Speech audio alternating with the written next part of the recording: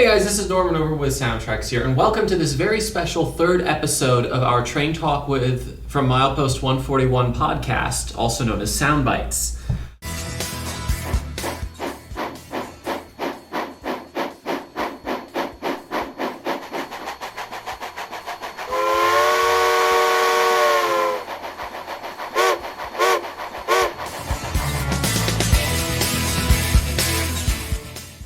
So, just to start us off here, before we get to our very special guest today, what have you been up to this past week? 6 foot and no good. Actually, I've been doing a lot. I've been actually spending a lot more time working on my railroad, and so I don't have any models here to show you in this particular day. Yeah. But I have also been working on some models that just weren't finished in time for this particular episode.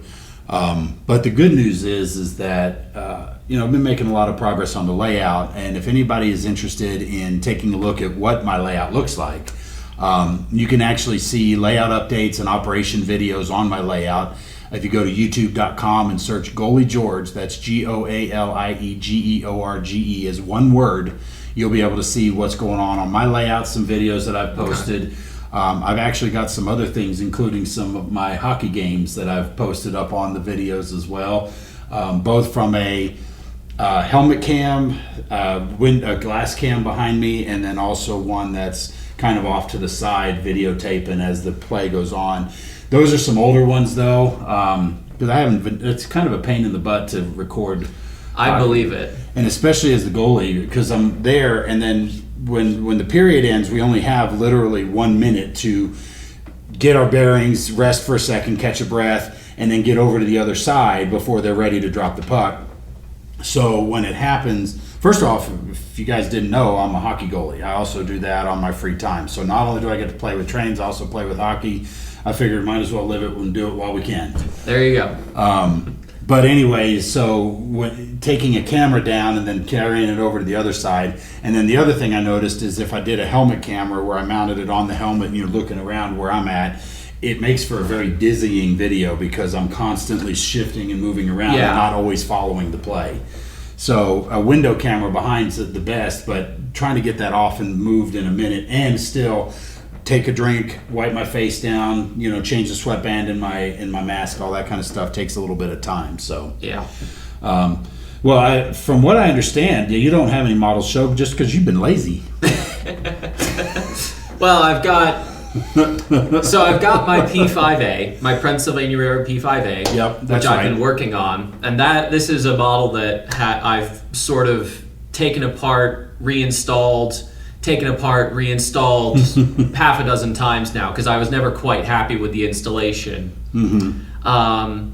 I did one, I was happy with it, and I put it together and I ran it for a while, and then one of the wires inside broke. Oh, that's always a pain in the butt. Yeah, and it was one of those really, really thin wires. Of course it was. So then you have to take it apart, then reinstall it, and then try to figure out why the wire broke. So that's what I'm doing now. Got it. All right. Well, I guess we'll take the lazy moniker away from you then. Well, I guess with that, since we don't really have much to talk about here, we're going to go ahead and welcome in our special guest this time. Now, this is Jim Wiggin. He is the brand manager at Athearn Trains, and you guys may have seen him at shows. I know him and I get along really well. We have a odd relationship. It's kind of fun, and we just have a lot of fun together. So, Jim, I wanted to bring you in, and thanks for coming on. Introduce yourself to the people who may not know you, and let's go ahead and have a little quick conversation. Sure. Thanks, George, and how's it going, Norman? Good to see you guys again. Yep. And you mentioned, Athearn brand manager for a couple of years now, and model railroader for well over 35 years. Pretty much I see the marketing day to day on Athearn, and that pretty much means anything you see print material in a magazine, if you see me at a show, or even if you don't see me at a show, I usually have some kind of influence there. A little bit of everything, and promoting Athearn, both HO and N scale, and proud to have SoundTraxx as a partner. We couldn't be heard without you guys.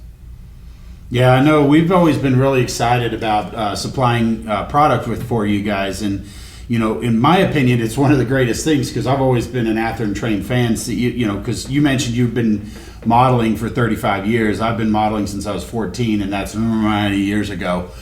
And so for me, I've always been an Athearn modeler and an Athearn fan. And so what was interesting was the partnership started up literally the same time I was actually hired in here. Those are people that were agreed with that long before. As I was coming in, they told me that, oh, by the way, we just landed the Athearn account, so we'll be supplying them. I was like, well, good. That's one thing I was going to put on my agenda. And so we've been supplying you guys for over 15 years now, so that's a great partnership.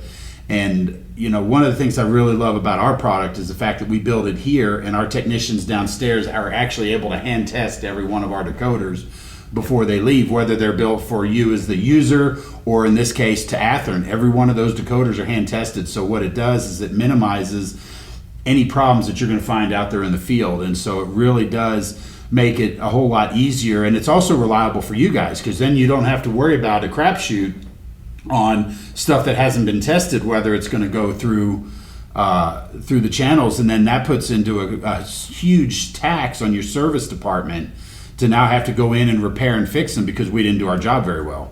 One of the things I enjoy about SoundTraxx and the quality of SoundTraxx is I can go out, I can pre-order a locomotive, and just because I work at Athearn doesn't mean I get to jump ahead of the line. I'm right there with the consumers. But I can pre-order a locomotive, I can look forward to it, and I can set it, the day comes, the magic dark blue box shows up, I open it up. Our guys have done their job as far as the detail and everything, but it's much more immersive when you put that locomotive on the tracks and you add power to it and you hear that prime mover, come to life. You hear the horn, you hear all of the other things that, you're so used to. And for me, it makes it just that much more immersive. I mean, I've done N scale for well over, I think probably about 30 of those 35 years, and then just recently got back into HO.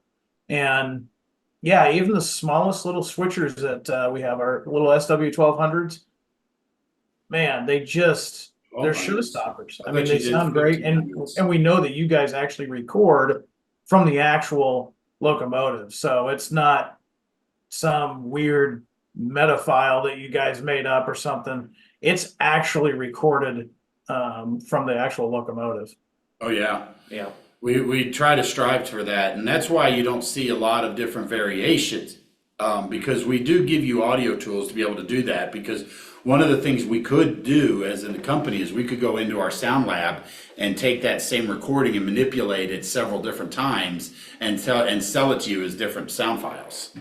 But we don't actually do that. You get an authentic, and then you get some audio tools if you want to make them sound different. But one of the things I do want to point out is that the Athearn locomotives that you are getting are actually full Tsunami 2s. They come with all the features, pun intended, all the bells and whistles that you would get in your aftermarket decoder. Now the differences are that the Athearn folks in their design team have actually predetermined some specific settings to match the model that they're installing it into, whether that be different lighting, default horn settings, bell settings, things like that they're designed to match that model more closely, so that you don't have to do the work. But all the features are there. So things like the independent brake, automatic brake, functioning dynamic brake, all the audio tools that I mentioned, the equalizer, the pitch, prime mover pitch shift, all those tools are in the decoder.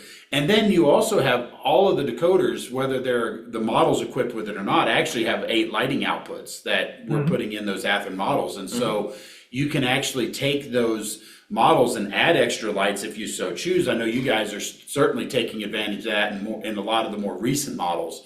But let's say, for argument's sake, if somebody wants to take an older Tsunami 2 Athearn and add things like maybe step lights or something like that, there's probably a function output there that's available for you to be able to do that.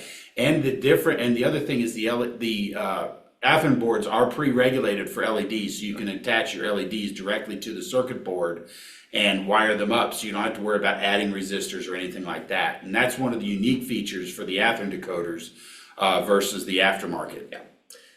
Yeah, that's the beauty of it. I mean, behind me in this display case, we've got an Athearn Genesis Jeep 9. That's exactly how I remember it when I was a kid. So what's cool is out of the box, those memories come flooding back. I think for model railroaders, era is another part of the thing. I mean, we model what we model because we remember it.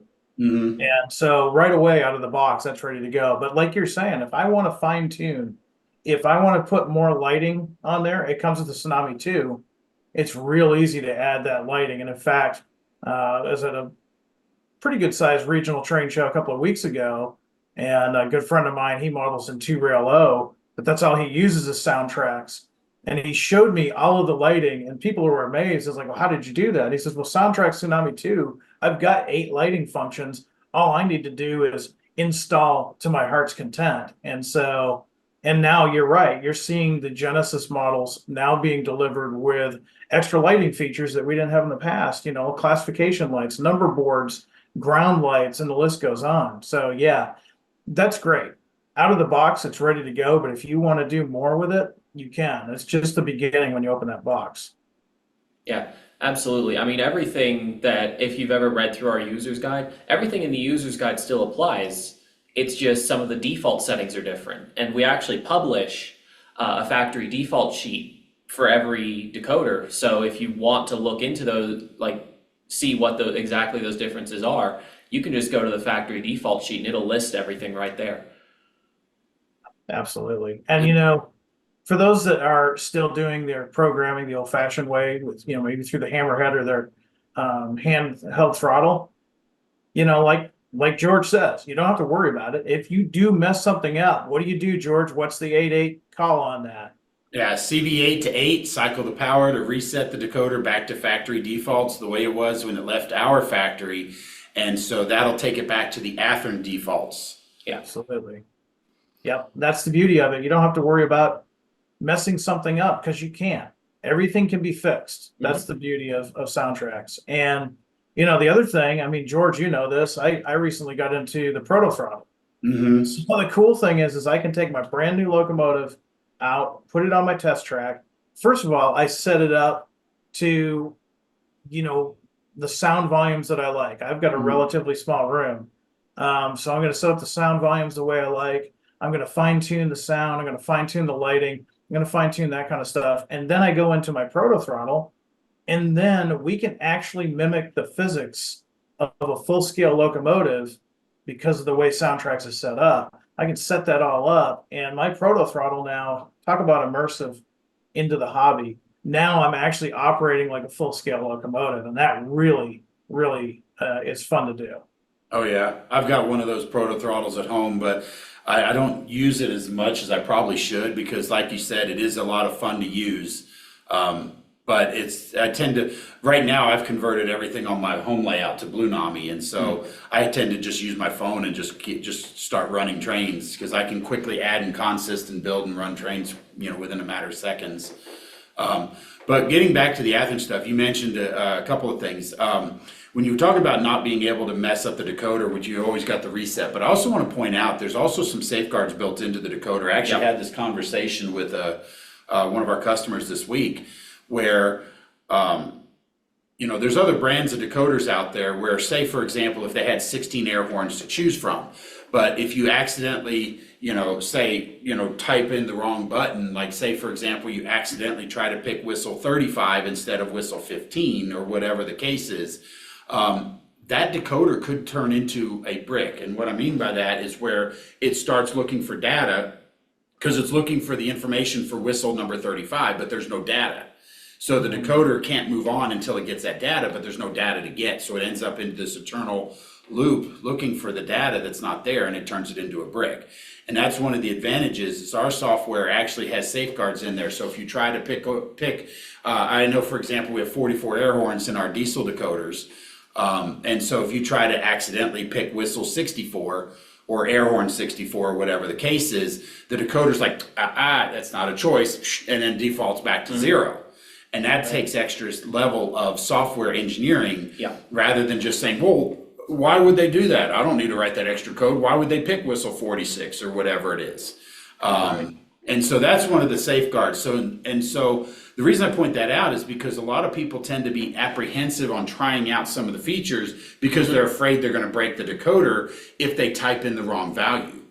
And so with those safeguards built into the software that's inside the decoder, you can rest assured that your Athearn model is going to work even if you accidentally type in the wrong value. Now, you may get some undesired operation. So like, say, for example, if you set a braking rate that's higher than you want, it may take longer or stop more quickly. You can always go back and change it again. You can change CVs to your heart's content. And these are many of the reasons why Athearn has used us over the years. Like I said, I'm a very proud Athearn user. I'm very happy that we've got this great partnership. And like I said, Jim, you and I, we've got a great relationship. We've had some fun over the years going to the train shows, especially our trip to White Castle about a year ago. I still haven't found my car. I know. I don't know where your car went. I don't know where it went. But that's all right. According to my wife, I've got too many anyways. Yeah, there you go. Yeah, of course. And what's funny is you and I were at one of the shows. I forget which one it was now, but you and I were both like going through the scale car section. Oh crap! Look at all these cool cars, and start buying a bunch of them. Yeah. My wife tells me the same thing. Yeah. No, you can never have too many of those. I mean, if I had the room, I would honestly do, probably Flint, Michigan, so I could justify having all of those cars. Yeah. Because you go. That operation alone, with auto park box cars, all those little, but to do it, I'm assuming you'd probably need a warehouse to model that in HO. Yeah, but you can start with your little. I hear you're building an 8-foot section of track that you're looking at doing a small little switching layout on. So there you go. That could be the loading dock or the unloading dock for the finished cars. There you go. Yeah, something like that. Yeah, definitely. I like it. Yeah, we've had some good fun. We've done a lot of shows together. We've done some lives out at Colorado at Rocky Mountain Train Supply. That was always good. And we're hoping to do more as we move on, because as the Genesis locomotives keep getting produced, people are going to start seeing more and more features added. And the nice thing is with SoundTraxx, like you were saying, when the researcher is working on, say, our SD50s, these are brand new. Mm-hmm. If it has a Leslie air horn, that's what the product developer is going to say in his write-up that goes to SoundTraxx. And so that way, when it comes from the factory, that's what it's going to have. And if you go in there, and we've all done it, if you're doing the programming through, like your throttle, you're going to dumb thumb something every now and then. Everybody does it. If you don't, you're lying. Okay, so you hit the wrong thing from Leslie to, I don't know, Nathan. It's like, oh, now it doesn't sound right. Well, worst case scenario, you can reset that to the factory settings. So it's the SD50 as the product developer had it engineered in the beginning. And that's what I love about SoundTraxx. I don't worry. It's a no worry system. There you go. And it's realistic and fun to use. Yeah. Absolutely. So I've actually done that myself, where I fat fingered a couple of things. Yeah. I had this was an Athearn Genesis Gevo that I was playing around with, and suddenly, and I don't know when it happened, but I would put it on the track and go to speed step 1, it'd take off down the track. I'm like, what the heck happened? And I finally realized somewhere in my CVs, I'm typing things away, I accidentally set CV2 to a high value, which is start. And so speed step 1 with that CV2 offset had it taking off at speed step 1. So it happens to the best of us. And that's, like you said, that's the safeguards that we have built into it. And if you don't want to lose all your programming, the other thing is we actually have partial resets. So you can reset specific blocks of CVs, and that's covered in our user's guide. Yeah, so like, say, for example, if you accidentally did some function mapping, or you decide you don't like it and you want to just reset it all, you can reset the CV1 dot whatever CVs just by setting CV8 to a value of 10, 11. Okay. 11 is for the 1 dot index. Got it. There you go. I didn't remember that one off the top of my head. I know 13 is 3 dot because I use that also as a troubleshooting. So value of 9 is CV's 1 to 128 reset. Value 10 is 129 to 256. That's right. And then 11 is the 1 dot, 12 is the 2 dot, 13 is the 3 dot. Right. And the 3 dot I use as a when we reset the 3-dot CVs, there's only really 2 in most models that you're going to be accessing, and it has to do with the wheel click. It has to do with number of axles and the length of the locomotive. So I tell people to set CV8 to 13, and what it does is when you cycle the power and reapply power, it flashes the lights, and there's your visual indication to let you know the reset's taken place.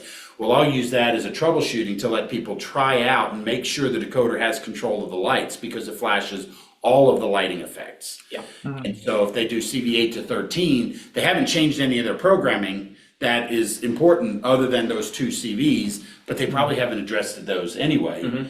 And But it flashes all the lights. but it does flash all the lights. So if the lights flash, that means the decoder has power. And it can control them. And it can control those lights. And if it doesn't flash the lights, then the decoder isn't able to control it. And so now we have to look at physical issues, whether it's a burnout light bulb, broken wire, or whatever else. So Yeah.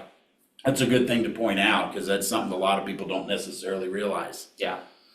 So You know, the one thing too, you know, is we all know we've got friends in our clubs, we got friends in our modelers group.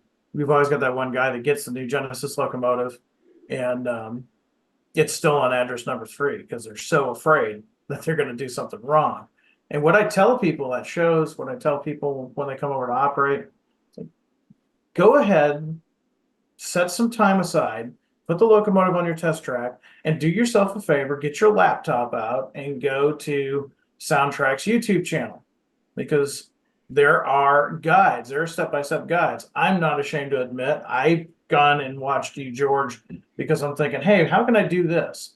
It's impossible to remember everything that these decoders can do. So you can just go to the channel, look it up, and it's step by step. And if you're like me, it's really a lot easier to see somebody actually doing it in real time and then seeing the outcome. And once you do that a few times, then it's second nature. It's no different than checking your email at that point. yeah, and it takes a little bit of practice, but once you find your settings that you like, you can set those decoders, whether it's a decoder you've installed or whether it's a decoder that you're buying from our friends at Athearn Trains. Yeah. Any of those can be set up any way you like. So cool. With that, I guess we'll go ahead and wrap up this particular section. Any last closing comments you want to add? Boy, you know, I'm really glad we get this partnership, because for one thing, I get to have the cool sounds and I get to play around with stuff. And the second thing is I get to join you guys at shows, and yeah, we've had a lot of fun. There's probably been shenanigans, maybe a little. Oh, come on, we're innocent. Yeah, we don't do too much. So, well, that's awesome. Well, Jim, we appreciate the time coming in and joining us for our podcast. This has, been a lot of fun, and I know we'll see you out on the road again. Yeah, we'll see you guys out on the road, and we'll get together and have fun, run trains, and probably some shenanigans as well. Sounds good. We'll see you there. All right, take it easy. All right. Well, guys, that was our interview with Jim Wiggin at Athearn Trains. Hopefully that was fun and entertaining for you. And if you're at any of our train shows, whether it be us or Athearn, always come by and let them know you heard them on our Train Talk podcast, so that way they know they're getting exposure and things like that. In finishing, I guess I just want to say, make sure that, remember, we don't stop liking model trains, whether it's a summer, winter, whatever the case is. Yep. Just, continue doing it. And if you do travel a lot, make sure you visit your hobby shops around the area of the country where you are visiting, or even abroad. If you go to other hobby shops, it's kind of cool to see what kind of stuff's available across the pond. I mean, if you're going to any like the heritage railroads, most of them have a little train shop built into them. Yeah. So always check it out, and you never know what you're going to find. In worst case, you've always got your go-to back home. Yep. So with that, guys, we're going to go ahead and close it out. We appreciate you watching and or listening wherever you are in the world today. So we'll look forward to seeing you in episode 4. So thanks a lot. Have a good day, and we'll see you next time. Bye.